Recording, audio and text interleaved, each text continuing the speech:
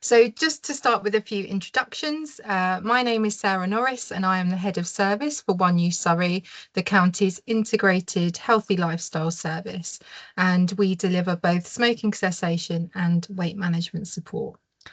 I'm also pleased to be joined this afternoon by two colleagues, Shannon and Richard. So before I move on to cover the agenda for today's session, I'll hand over to them to introduce themselves.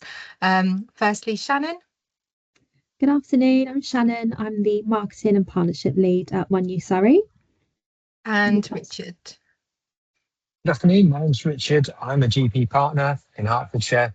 I work 3 days a week as a GP. I'm a certified lifestyle medicine practitioner, amongst other things, and I'm also the medical director of Drive. In terms of today's session, you should see a bit of an agenda in front of you. So I'll be handing over to Richard shortly. He'll be providing a short presentation on how improving health and preventing disease with healthy weight can be good for patients, practice and the system. Then myself and Shannon will provide an overview of weight management support that's available locally through One You Surrey, which includes our patient offering, our referral pathways, eligibility criteria, and how we can work together. So before we kick off, as I mentioned earlier, please use the chat or Q&A function to ask any questions that you might have, and we'll have some time at the end to go through those. But yeah, in the meantime, I will pass over to Richard. Thank you, Sarah. Welcome, everyone. I know as a GP how precious your lunchtimes are, so I appreciate you joining us. And to some extent, what I'm going to tell you is not going to come as a great surprise. It isn't rocket science, but hopefully it will be, dare I say it, even interesting and thought-provoking. And of course, it is worth reminding us why we as a system are investing our time, our effort, our money into these services. Of course, ultimately, we're doing it for the good of our patients. And as someone who both does the day job as a GP, but also is really passionate about lifestyle medicine and is a believer that it is not only non-inferior to drug-based approaches, but actually often superior. It's a real pleasure to be able to talk about these things. And we thought we'd got the technical setup today so that I had the power to press buttons, but I don't. So I'm going to ask Shannon if I could have the next slide, please. Thank you very much. So again, to point out the blindly obvious, clearly we are facing a significant medical challenge, not just in our part of the world, but all across the world. I think 2/3 or thereabout of adults in the UK now are either overweight or obese. And that, when you think about it, is a staggering statistic.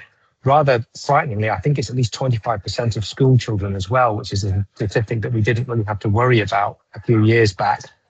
As a result, we've got rising pre-diabetes and diabetes. There was an article in the BMJ a few years back which said that, I think it was something like 1 in 3 adults in the UK were pre-diabetic or some shocking statistic like that, and destined to carry on increasing. And of course, it's not, if just being overweight had purely aesthetic consequences or meant you had to buy bigger trousers, well, that wouldn't be such a big deal. But the reality is the burden of disease that comes with it. And whether you think of obesity as a disease or whether you think of it as a end result of other things, which is how I tend to think of it, but you could debate it all day long, it probably doesn't make too much difference. The reality is that being obese, being overweight, it's a pro-inflammatory state. It has its own metabolic problems that come with it, caused by, for example, carrying extra body fat and having a deranged metabolism. And we're now reaching a point at which we are at a critical level. You know, we face lots of emergencies, don't we? You probably get bored of people talking about this emergency and that crisis. But just as climate change is real, so is the consequence of this unhealthy weight that so many of us have. Next slide, please. Here we go. Yes, I'd forgotten that I had all this information on the next slide. So 1/3 of UK adults apparently have pre-diabetes, which I couldn't quite believe it when I first read it. Bearing in mind this was 10 years ago, but apparently it is true. And more than 4 million people have diabetes, probably about 5 million by now, according to NICE. And of course, this is tremendous cost to people personally, but it's a huge cost to the system. More than 10 billion a year, greater than 10% of the budget. That's before you even begin to guesstimate how much social care costs to go with that. And of that 10 billion a year for the NHS, a quarter of it is spent on drugs, both for diabetes and for the consequences of diabetes and all the other drugs that you end up on if you are diabetic. Cardiovascular disease is not the diminutive compared to other forms of long-term disease and forms of causes death. And it causes 25% of deaths in the under 75s. And of course, if you're sick, you do need a lot of appointments with your doctor. And according to the estimates that I've read, it's about 18 and a half appointments a year for cardiovascular disease, just for diabetes alone, 13 and a bit. And those of us who are GPs will know the stats. We get paid somewhere between about 100 and 120 quid a year to look after a patient. Of course, if they don't turn up for surgery at all, then you're quids in. And if they turn up 18 times a year, then you're paying, they're effectively getting a consultation for pence, which of course is not their fault. But it's a huge drain on resources, appointments that you could potentially be offering to other people for other problems, particularly when, if you're being really cynical, you could argue that a lot of diabetic consultations are essentially exercising damage limitation and titrating drugs. What does this leave us with? Well, it leaves us with GPs feeling overstretched. According to a survey that was done in the British Journal of General Practice, patients feeling abandoned. And we try to provide the best care. I don't want to do a lot of self-flagellation. The NHS does a bad job. Primary care is one of the few parts of the NHS that actually more or less does its job. But we do feel overstretched. And realistically, and I'm saying this apolitically, I don't think things are going to get better in the next few years and foreseeable future. And on top of all of this, we need to think about the costs to our patients, physically, mentally, financially. These are considerable. Next slide, please. And why is this such a challenge? Well, when we talk about lifestyle medicine, I think we should avoid blame. I think we should avoid this idea that if you're fat, it's your fault. It's about our relationship with food individually in this society. And we live in a very, very toxic, obesogenic environment, whether it's the food that we eat, the amount of movement that we don't do, the society, the infrastructure that we built for ourselves, the education that we had as children, well, before we became parents and then tried to look after ourselves and our children, and of course, significant socioeconomic challenges and the unfairness of all of that. It creates a huge challenge. And whatever our system is trying to do, it's not working. You could argue in some ways we're running headlong in the opposite direction to the way that we should be going. We've got these statistics about being overweight or obese, and hence my earlier comment about a quarter of year 6 kids being obese. Obesity causes admission to hospital directly if you're really unwell, and a significant number indirectly because of all the associated health consequences. One of the stats that really struck me is about 8% of global deaths being due to obesity. And if you work it out for the UK equivalent, it's about 80 times the rate of deaths from violent crimes. And my heart does go out to victims of violent crime. Of course, it's a front page worthy news story when someone's life is lost tragically to knife crime, often a young person. But really, if we were going to invest in balance and proportionality, we should be having 80 times as many stories about the deaths from obesity. And yet we don't, because we just become used to it. It's just background noise. Another challenge there is that, as well as people not being aware of their weight issues, often they become blind to the weight issues of their children, a well-documented fact.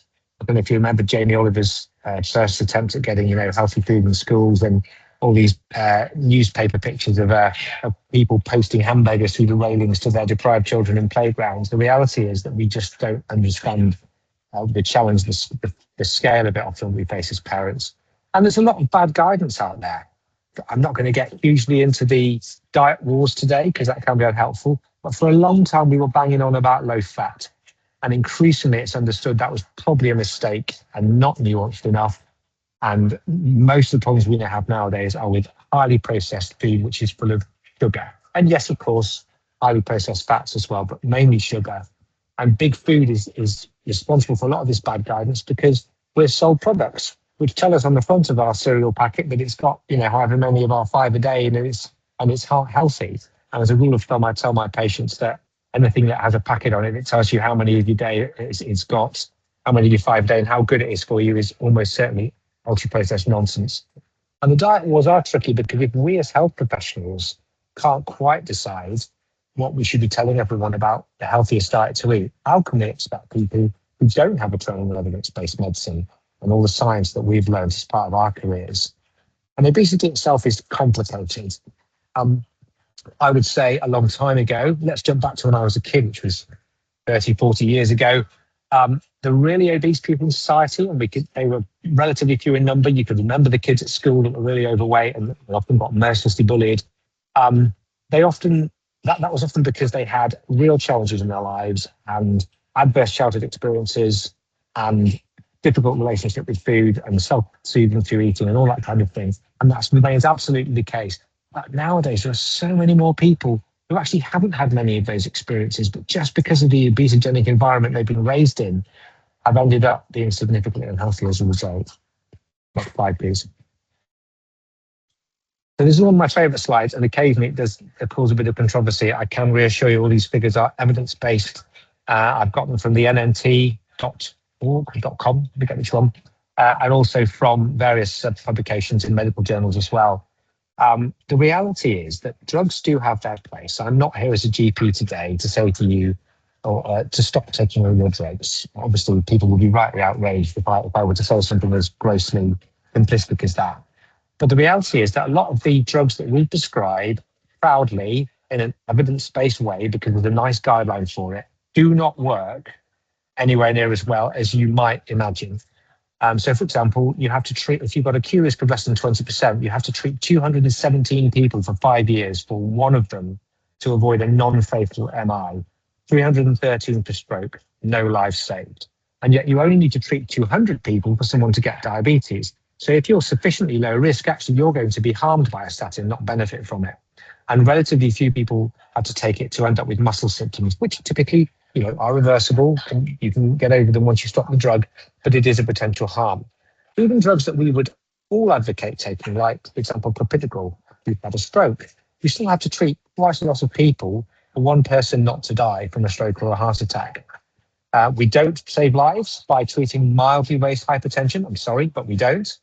And yet, if we compare that to the Mediterranean diet, for example, in 5 years from primary prevention, so directly comparable, I would say, to statins, you only have to give that to 60 people or thereabouts to prevent a stroke, a heart attack, or a death. And as far as I'm aware, you don't tend to get horrible side effects from the Mediterranean diet. We know that reducing weight reduces the risk of diabetes, hypertension, lifelong disability, which is a huge cost to people and to the system. And the SMILES trial conducted by Professor Felice Jacka showed that if you put people with moderate to severe depression on drugs, on the psychiatrist, on a modified Mediterranean diet, you only needed to treat 4 of them for one to get remission of their disease, which is a stat that most big pharma companies would absolutely kill for. And of course, nowadays we have a commissioned pathway to remission across the UK for weight loss in diabetes.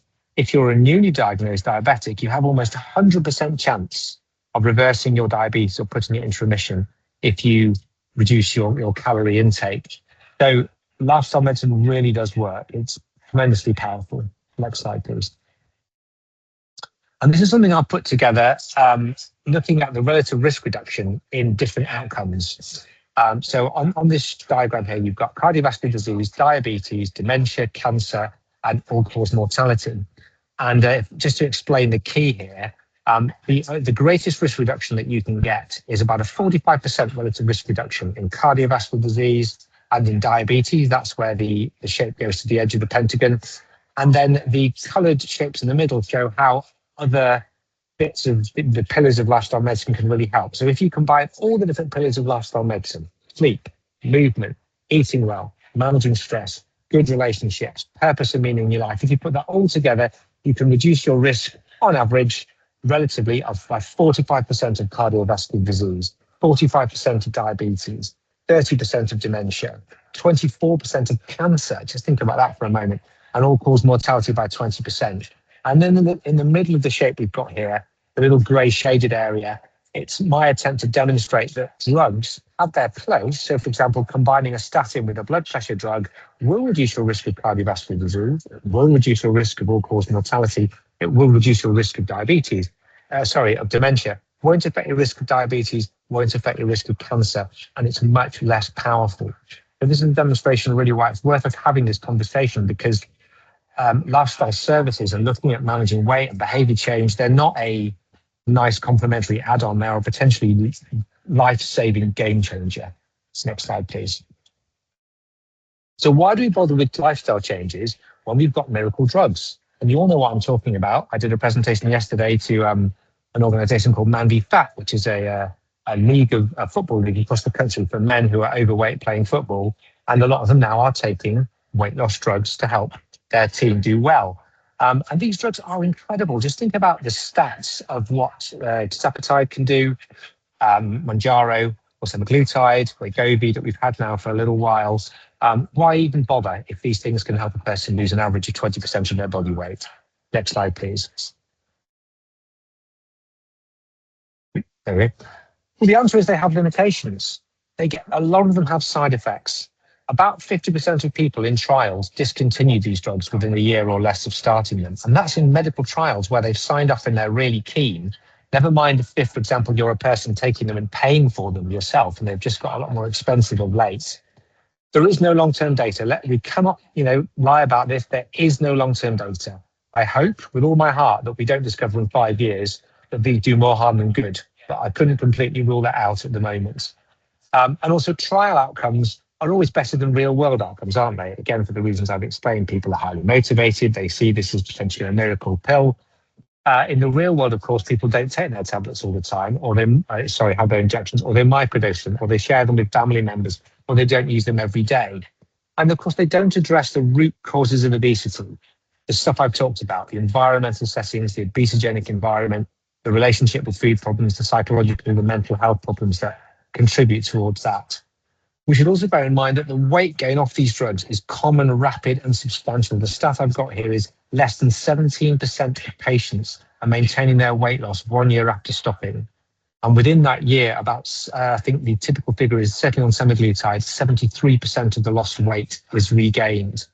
And we need to also bear in mind, we work for the NHS, people on the call today, about 6% of people who could get these drugs, but followed on nice technology appraisals and guidelines, actually get them, because we have a 12-year rolling program where it's being severely rationed. And at the moment, you only get Mounjaro if you've got a BMI over 40 or 37.5 if you're from some minority ethnic groups.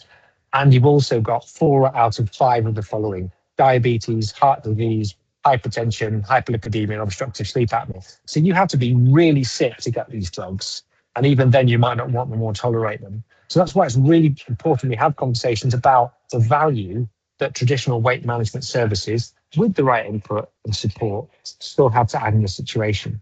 Can I have the next slide, please? So how do we do it in practice? Well, of course, we all want to do this because it's good for our patients.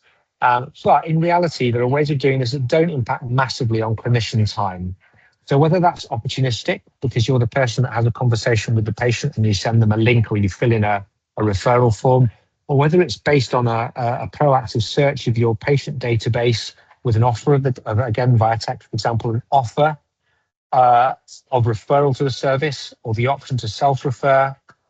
These things don't need to take up a lot of clinician time, and we are incentivized as practices to do the right thing. I know most of us would do it anyway, but you are incentivized to refer people into Tier 2 weight management services, into the NHS Diabetes Prevention Programme, into the NHS Digital Weight Management Programme, or depending on what's been agreed with your ICB for £11.50 or potentially more. So, you're doing the right thing and you're getting paid for the right thing, which obviously is the right way to go about it. Next slide, please. And what future do we want ultimately? Why are we even talking about this today? Well, because for our patients, we would like less disease, a longer lifespan, and a longer health span. Lifespan is stalled in this country. It's dropping in the US. Health span is dropping in this country already. The time that you spend free of disability, disease, and pain. And of course, we would like people to enjoy a greater health span, not a shorter one. Those patients then get to spend less time taking drugs, having blood tests for drugs, contacting their GP surgery because they need more drugs, getting side effects from their drugs. And it gives people back control and empowerment. And yes, people should take responsibility for their health, but I think you can also look at it about giving people back control and autonomy and helping them to move out of the disease-based passive patient role to a person role. Remember, we are all people, not just patients. And it will reduce things like admissions as well as long-term conditions. And of course, for us, we end up with happier patients. They don't ring as often, let's be honest. We could probably all live with that. We reduce the prescribing workload, less work for the whole clinical team there. People like David Unwin, the low-carb GP, have reduced the annual drug budget of their practice by tens of thousands of pounds. Now, that money doesn't go into the GP's pocket, but it does save the NHS some money. And as a result, of course, we've got better quality of life for clinical teams because you can then focus on other areas. And it's a marginal gain, but let's face it, we live in a world of marginal gains. No one is offering a miracle pill out there, either for weight loss or for the answer to the struggles of the NHS. So hopefully this is something that we could all feel invested in. I think that might be my last slide, but I want to just check what the next slide says. So thank you for your attention. Thank you for allowing me to stand on my soapbox. I will be here listening to the rest of the conversation. Happy to take questions, but no one ever asked me any questions because they all just want to know about how the service works. Thank you anyway. Thank you, Richard. I'm sure you don't get any questions because you've explained everything perfectly. But thank you very much for that. That's really interesting, and I think provides a really helpful context behind which we can now move on to talk about some of the programs that we deliver at One You Surrey around weight management support and how that really kind of fits in with the kind of healthy lifestyle advice that Richard's mentioned can be so valuable in supporting people. Next slide, please, Shannon. Thank you. So at One You Surrey, some of you may already be really aware of our programme offering, but I'll be going through these in a bit more detail. But we're really proud to offer a diverse programme offering which combines both remote and face-to-face support. I'll speak about each programme in a bit more detail, but as a very brief overview, these are our kind of three main programme options. So the first is GLOGI Lose Weight, which is One You Surrey's own weight management programme. All individuals signing up to the GLOGI programme are provided with access to a 12-week digital video programme, and this can be complemented by one-to-one telephone support. Or individuals can choose to attend one of our GLOGI Group's courses, which are delivered either in person or online. We're also proud to offer a dedicated male weight loss programme, which you may have heard Richard reference earlier, called Man v Fat Football. This programme consists of weekly football matches alongside digital weight loss support. An impressive 90% of players successfully lose weight on this programme. And finally, we also have a successful partnership with Slimming World. Slimming World is one of the UK's leaders in providing weight loss support, and they offer a supportive group weight loss programme along with access to Slimming World online content. Next slide, please, Shannon. Thank you. So a little bit more about our digital support available through GLOGI. So GLOGI provides users with access to an online weight management platform that they can access anytime, anywhere. The programme has a wealth of interactive content and support available, which includes a 12-week programme of interactive videos, hundreds of online articles and healthy recipes, free access to our online gym called the GLOGI Gym, which provides a range of live and pre-recorded exercise classes for a range of mobility needs. There's also bonus digital resources, including a recipe book and a journal to track progress and achievements. The team also deliver live online events and Q&A sessions, so there's lots of activity going on whilst they're accessing the programme. And as outlined here in one of the slides, there's kind of five main pillars of the GLOGI Health and Wellbeing programme, which are nutrition, movement, alcohol, mind and sleep. Smoking is a separate part of the app, which is available to those accessing our Stop Smoking programme. But those five pillars of support really underpin everything that's available, both on the GLOGI digital app, but also as part of our in-person courses as well. So, as I mentioned, we've got group programmes available as well. So these are group sessions which are delivered over 12 weeks. These are either remote sessions which are delivered online, where patients can join from home in a kind of webinar setting such as this, or alternatively we do deliver in-person group sessions at local venues. At the moment we're delivering these in Redhill, Woking and Camberley. And all of our groups are led by trained health mentors, and they really encourage kind of peer support from people attending the groups. All of our groups run once a quarter, and our next groups actually begin in January in the new year. So if you have any patients who might be eligible or able to join, then please do encourage them to sign up, because we do still have spaces available on these groups. So as I mentioned, alongside accessing the app for digital support, people can also access one-to-one telephone support as well. So these are weekly appointments across the 12-week programme with one of our Glogy health mentors. And it's really designed to support users alongside their journey on the digital app.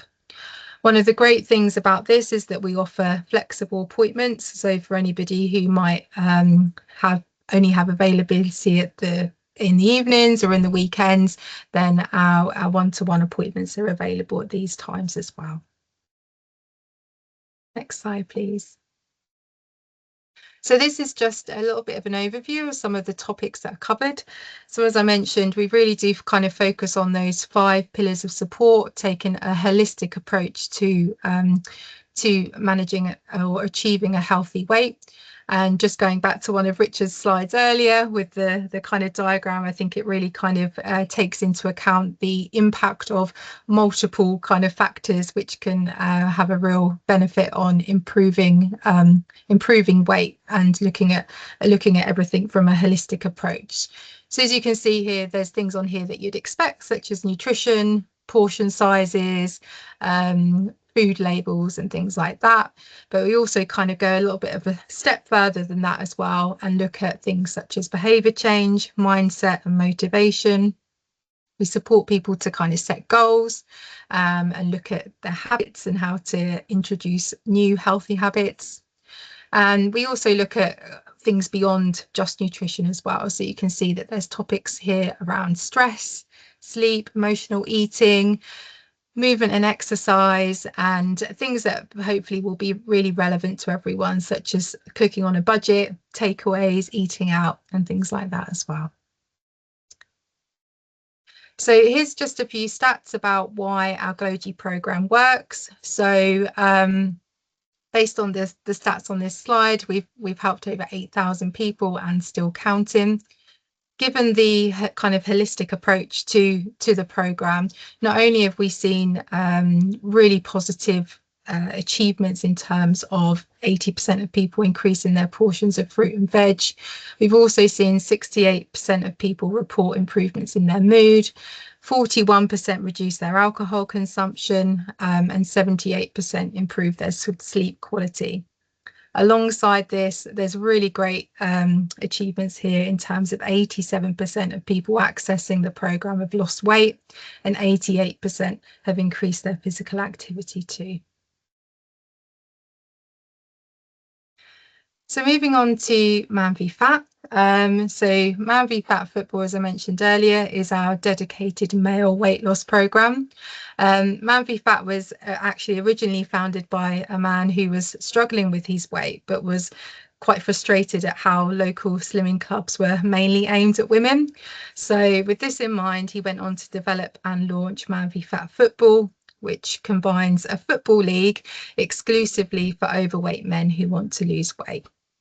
So how it works is players are rewarded not just for winning games, but also for losing weight too, with their weekly weight loss progress counting towards their team's goals.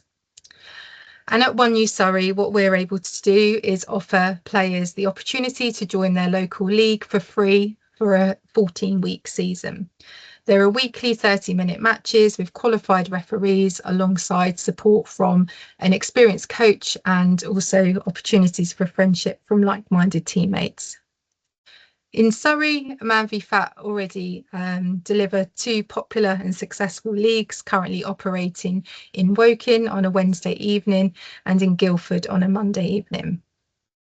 And as well as playing football, players also get free access to digital weight loss support, which includes online mental health support, hundreds of recipes, tips and articles sharing the science behind weight loss, online workouts available in the Man v Fat gym, and the opportunity to attend award nights and events as well.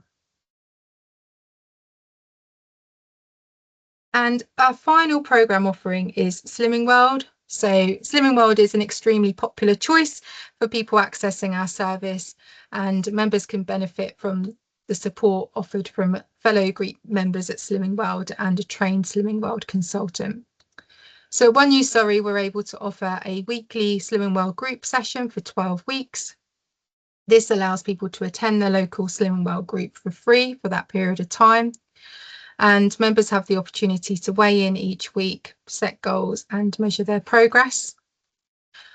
Alongside this, alongside attendance at the weekly group meetings, members can also access a range of helpful digital resources.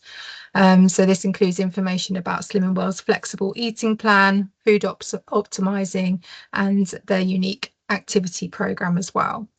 So Slimming World is a great option for patients who might really benefit from face-to-face support.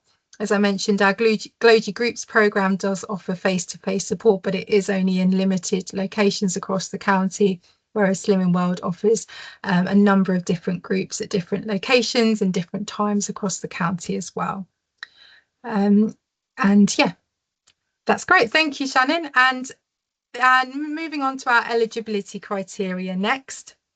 So just to be clear, if your patients are eligible for our service. So first of all, anyone being referred or making a self-referral must be aged 18 or over. Individuals must have a BMI of 30 or over, or 27.5 or above if they're from South Asian, Black or minority ethnic groups. When referring patients, we also require a recent BMI reading within the last 12 months of referral. And finally, individuals must be a resident of Surrey or registered with a GP in Surrey. We are also unable to accept referrals for patients who might be pregnant or breastfeeding, have an eating disorder, if they've accessed the service within the last 3 months, they have an underlying medical cause for obesity and would likely benefit from more intensive clinical management than a tier 2 service such as ours could provide. If they have significant comorbidity or complex needs as identified by their GP or other healthcare professionals, and if they've been referred to a tier 2 service such as ourselves by a health professional in the last 6 months. I think that's everything from me. I'm going to hand over to Shannon now, who will talk to you a little bit about how to refer patients into our service. Thank you, Sarah. So there's 3 simple ways you can refer your patients into our programmes. The first is directly through your GP practice system, either EMIS, Web or System 1. This referral will go straight through to our secure NHS inbox, and we aim to triage the patient within 2 to 5 working days. Alternatively, you can submit a referral on behalf of a patient on our website using our website referral form, and this is where patients can also self-refer as well using this website referral form. Once we have received a referral, we aim to email all patients with an overview of our available programmes. This includes links or instructions on how to sign up to each individual programme of their choice. If patients are unsure about which programme is best for them, then we can help guide them to the most suitable option as well. So it's important that you do please include an email where possible for patients. If one isn't provided, we will contact them by telephone. So working together, how can we support you with engaging with patients? So to help you engage with patients, we do provide free marketing materials that you can request, and we send them directly to your organisation or GP practice.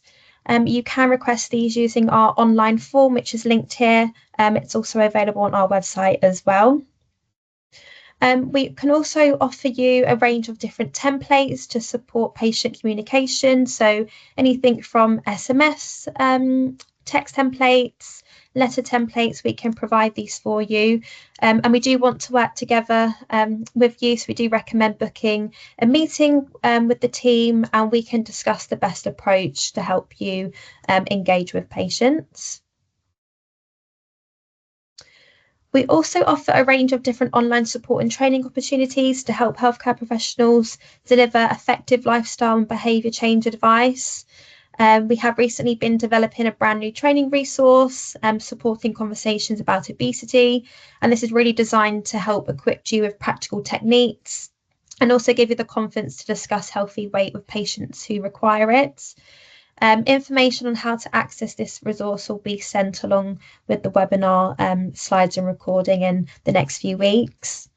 We also do offer training for smoking cessation. So we offer very brief advice in smoking cessation, as well as making every contact count MEC training as well, which is provided through Surrey County Council Public Health.